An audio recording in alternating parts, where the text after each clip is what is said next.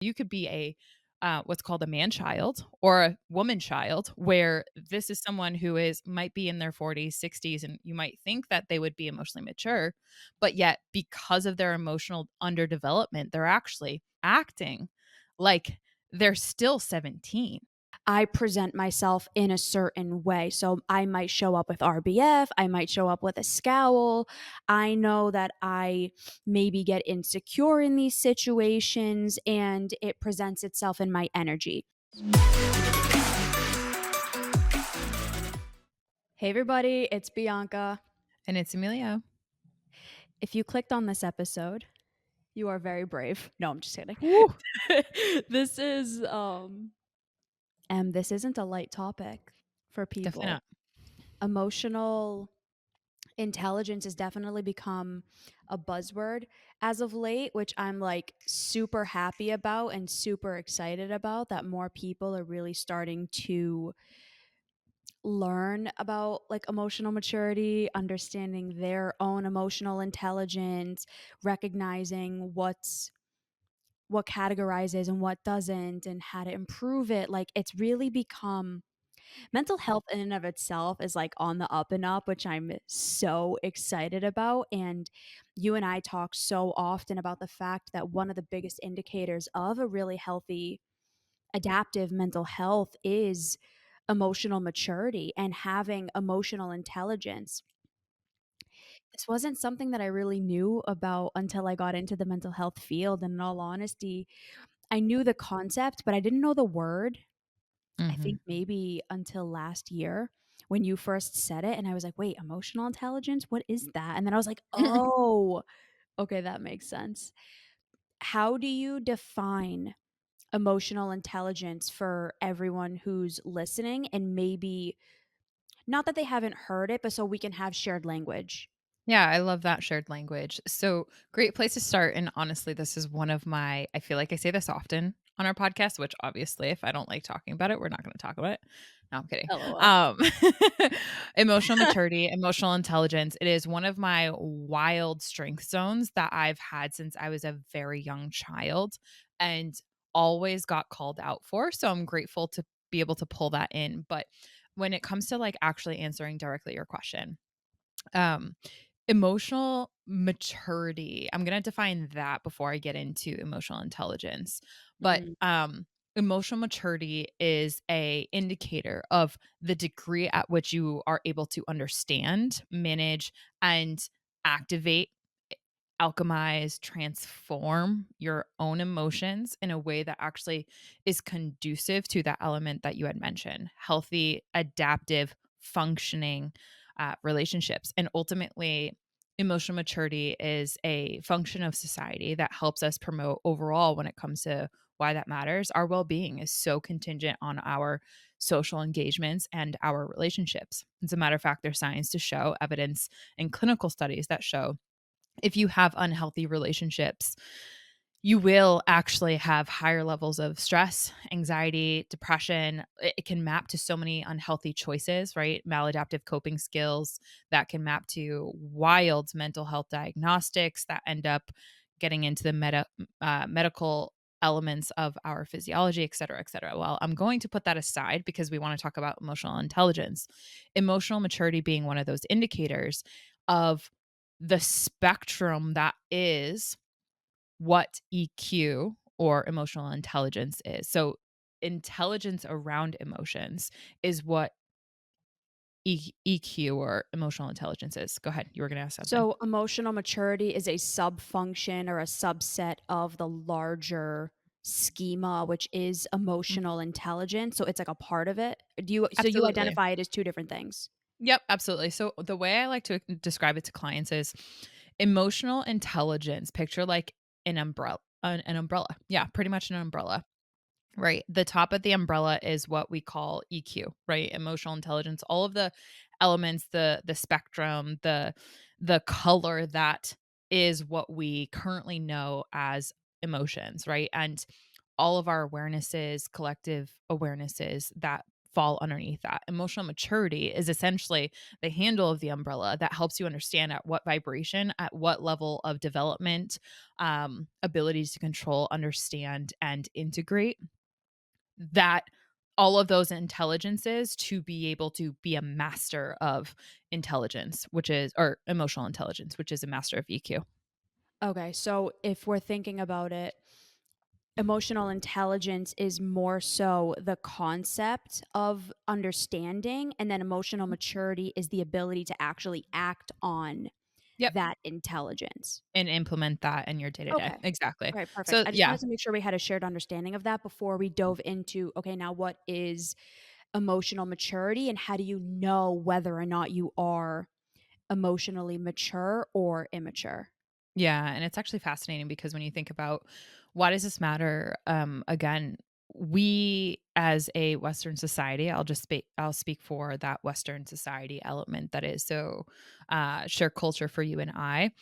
uh, Mm, We value intelligence a lot, right? And strictly kind of speaking about those hard skills, if you will, that are applicable in a society where you have industrialization, the macro, the microeconomics, right? So if you have high IQ, intelligence quotient, right? A lot of your abilities and resources and access to financial gains, let's just say, for example, that is a huge indicator of quote unquote your success, right? So a lot of people mhm. have been so pinned up the wall against, well, if my IQ is not super high, then that means that I might not have a beneficial future, right? A successful future. Picture that only over the elements that we like to refer to formally as soft skills, which are all of the elements that are not just strictly on your intellectual capacity. It is everything outside of that, how you engage with your cultural um, dynamics, your social dynamics, your gender dynamics, and other people that are involved in this giant journey of life. So, emotional maturity is an element to which we at and I'm going to say we as emotional scientists, we essentially assess how well someone is actually applying those sciences and the intelligence around emotion into our day to day in a functioning, practical application. So, for example, if I am knowing if I know, right, that people in general, the social sciences, the emotional sciences tell us, this data shows that walking into a room and having your facial expression be one of the elements that are incredibly important for what's called snap judgments. And you walk into a room and you're someone who has a scowl on their face and you're just that RBF, right? You're just like Okay, hold on. looking. RBF and scowl are 2 different things. That's why I said or. Okay. Right? So or yeah, fair, fair, fair. Scowl and RBF are for sure 2 different things to your point. But you're walking into a room and you are scowling and or Yeah. you end up bringing that scowl into an RBF, right? Resting brat face. I'll just say that and it's applicable to all genders, right? So that said, your energy is likely reflected of that in your somatic expression, your body expression, how you're Mhm. showing up, whether your body, your shoulders are open and you're excited, you're ready to mingle, cue all of the anxiety around networking events, right? You come in there and you're open, you're smiling, and your cheeks are excited. If I know that me opening my energy, me coming in with a smile, me extending my hand out to a stranger and introducing myself is going to set the tone for a better engagement or a better relationship, I might as well make sure that I'm applying those emotional intelligences towards my function if I'm going into a room, right? And that helps me demonstrate how well I do at that. And the outcome of that is where my emotional maturity ends up being. Why? Because I'm able to understand that, okay, maybe it is networking events make me anxious, but if I know that I'm anxious around this and I'm anxious and that's bringing up a ton of different emotions, but I'm able to cultivate the skills and the abilities to manage my emotions and move them through me. Maybe I do a little bit of hype up, maybe I do a little bit of wiggle before I walk into that room, maybe I do a power pose, right? If I'm able to do that, and then express those emotions like, "Hey, I'm Emilia. I'm a little nervous. I actually forget names. So if you could repeat your name back to me," like something like that. That is a demonstration of emotional maturity. Now, there's so many different contexts, so many different things in that, and pry away. No, so I wanna do the play by play of that. So, emotional intelligence in that scenario is your understanding that honestly, a lot of the times when I walk into these situations, I present myself in a certain way. So, I might show up with RBF, I might show up with a scowl. I know that I maybe get insecure in these situations and it presents itself in my energy. So, that is the piece of emotional intelligence. Now, emotional maturity is you saying, okay, now that I have that understanding, it's on me to make sure that I am managing my state. So Yes. you're going to do whatever you can to change your emotional state and to change your physical state so you can walk into this room the best that you can and make a good introduction to the people around you and Mhm. express that. So being like, "Hey, like I'm a little anxious, I'm a little nervous here, but like I'm here to have a good time." So it's that. It's the combination of those two things. It's the awareness and then the ability to in the best most humble way that you can act on that awareness that really signifies emotional maturity. Absolutely. Okay. And I had mentioned to you go ahead. There's something else that you have on there before I No, that's jump. fine. I just want to make sure that I was going to ask a question. So I was going to say, Mhm. what are the 3 biggest keys? Because I know before we jumped on this, you said that you will do a really big analysis with your clients to Mhm. determine whether or not they have that competency of emotional maturity. So, Yeah. what are the 3 things that you look for and that the people listening to this can start to be mindful of and implement Mhm. in order to build on that emotional maturity and what makes you emotionally immature? Love that. Okay, so first, before I answer that directly, I'm gonna give a quick contextual reference.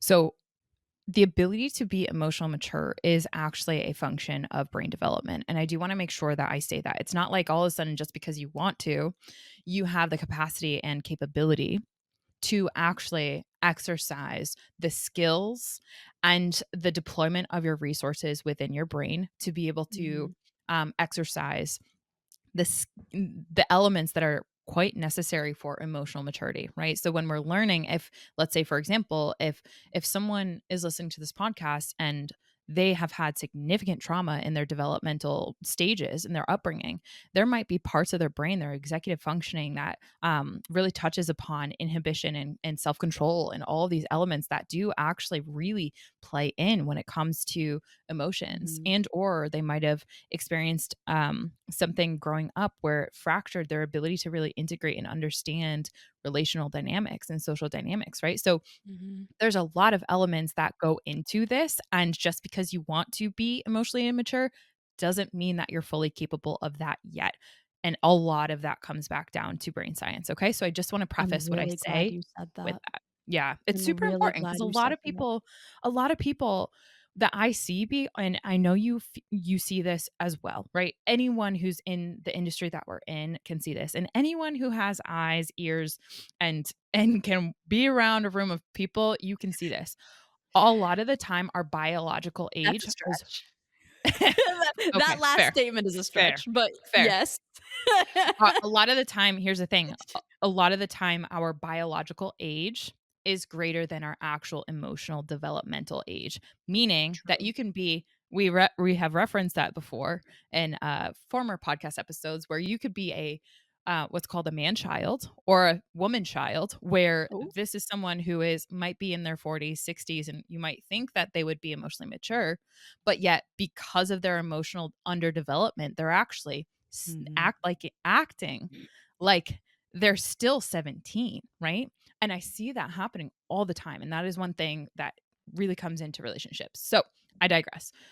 To answer your question, one of the biggest things I do a 35-point inspection or analysis that really gets into emotional maturity with clients. And one of the things that I love about this is the three that really bubble up that are so indicative of emotional maturity. The biggest leverage points. Number 1, hands down, you wouldn't see this anywhere else. It's the clarification of one's needs. When Ooh. you have the ability and can leverage the executive functionings necessary to clarify to yourself and express that to others what your needs are, that is a huge unlock when it comes to your ability to actually, again, manage, understand, and work through the emotions when it comes to interfacing with other humans. Let's say, for example, you don't know what your needs are. Woof. You don't know what your needs are, you're not gonna be able to express them, therefore, you're not gonna be able to communicate the feelings and the emotions that you have around them, and or your inability to meet those needs and or have your social support systems meet them. So that's number 1, okay? Number 2, I'm going to say emotional literacy, which is a greater, again, umbrella term of what I'm going to refer to as emotional attunement. You might be really, really good at picking up or reading on other people, but are you emotionally literate? Meaning, when I ask you, how do you feel or what is the emotion coming up? Are you cognitively aware of the structural components that are creating that feeling, meaning the thoughts, the beliefs that you Mm. have that are underneath? Let's say cue the emotions wheel, put that on how are you feeling? Are you on the first element of the emotions wheel? Are you on the second? Are you on the third? What depth are you able to express what those emotions are that you're experiencing, right? A lot of people do not have that emotional literacy when it comes to their own experiences. And then the third thing, a lot of this, and this kind of goes to answer your question around how can you tell if someone's emotionally immature? It revolves underneath the label that I'm going to put as self led. Now, this isn't talking about hyper Mm. individualism. This is the healthy balance that you're able to lean on people when you need it, and you're able to self discipline when you need it. And you know, and you can exercise the functions that are requiring you to take an acknowledgement, an account, an analysis of what is not your responsibility, where the blame falls when there's a problem, how to confront challenges in your interpersonal relationships, and can you lead yourself through that in an adaptive way, a healthy way that actually helps to bring relationships together in a functional, adaptive, healthy way for you. So that falls underneath self leadership. Do you know how many people's lives would be radically changed if they just heard those 3 things and Mm. actually implemented them? It breaks my heart to know that so many people are probably going to avoid this episode because the title is it can feel triggering based on the way that you interpret it, and if you're already afraid that you're immature, you're going to Yeah, avoid this episode like the plague, because why would you gather more evidence to demonstrate that you're immature? right. The amount of people whose lives could be so drastically improved as a result of just implementing those 3 things Mhm. is substantial. Even myself, as you were talking, I'm reflecting and I'm like, "Am I how well do I do these?" Like, on a 0 to 10 That's scale, great. how well do I do this? And Mhm. I'm more emotionally mature than a lot of people, but I'm not great Mhm. at it. I'm not an expert at it by any stretch, and I think that's also a sign of emotional maturity, and I'm sure you would concur. It's that Humility. Mhm. humility to look at yourself and say, "Where do I fall on this? Oh, yeah. How do I rank up on this? Where can I improve? How can I get better?" I would say that that's another huge indicator of your emotional intelligence and your emotional maturity levels, because the ability to really look at yourself Yes. and look at yourself very frankly, it is Mhm. painful, Mhm. and it's where all the growth is. You and I Yeah. had a conversation yesterday, and you're like, "B, how are you doing?" And I'm like, "Honestly, growth sucks. I don't wanna do it. I don't. I would just can I just, like, hang out and, like, Yeah. not self-reflect and not do any of this stuff? Like, my life would be great." It Right. wouldn't. It would not Yeah. at all. But Yeah. would my life be a lot easier right now? 100%. So much Yeah. easier. I don't wanna look in the mirror. I don't wanna look at my flaws. I don't wanna look at the fact that I also have toxic traits, like, I No. don't want to acknowledge that, but I also wanna be better than I am, and the people who Mhm. come to see us as clients, Mhm. they wanna be better than they are. They wanna heal from the challenges and the traumas and the difficulties that they're experiencing, and so the ability to have that humility to say, "I'm really struggling and I need help, and I don't know my Mhm. where I am on the readiness score, but I know that I'm somewhere on there, which led me to come to you." Right, And right. then we can take them through these skill sets. Mhm. Again, we say this on the podcast all the time. These are not inherent traits. Everything we talk about are skills that can be learned.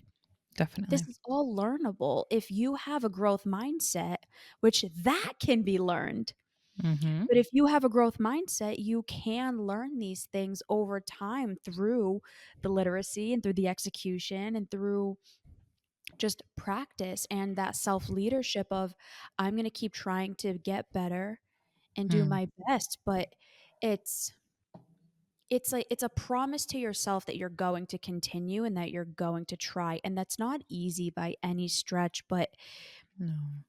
I I use you and I as examples because honestly, I think it's the most relevant examples. Like you and I have been doing this for a really long time. And look at where our Mhm. lives have led us. Look at the lives that we live and just how much further we're going to get because of the fact that we're able to do these very difficult things that we don't want to do. Yeah. So, if anyone listening to this, if you're like, honestly, I'm probably really low on one or more of these, that is okay. The fact that you're humble enough to say that is a huge step in the right direction. And we have Evolve coaching and Evolve therapy that you can get involved in. You just reach out to us or go to the website. All the information is there, and there's an entryway for you, whether it's the direct approach, whether it's the You Do You program, whether it's signing up for the next group coaching or whatever. There's a place for everyone, and the willingness to let yourself get better at this, it will 10x, 100x the quality of your life overall. 1,000%. I 100%, 1,000% endorse that. In conclusion, I got to jump to my next call is 296, how to be more in control of your feelings. Control is a Mm, big aspect when it comes to this topic. So, B, your yes. episode suggestion. 281, how to tell hard truths. Nice. We hope you enjoyed this episode. We know this might have been a hard truth, and we'll see you all next time. Bye, Bye, everybody. everyone.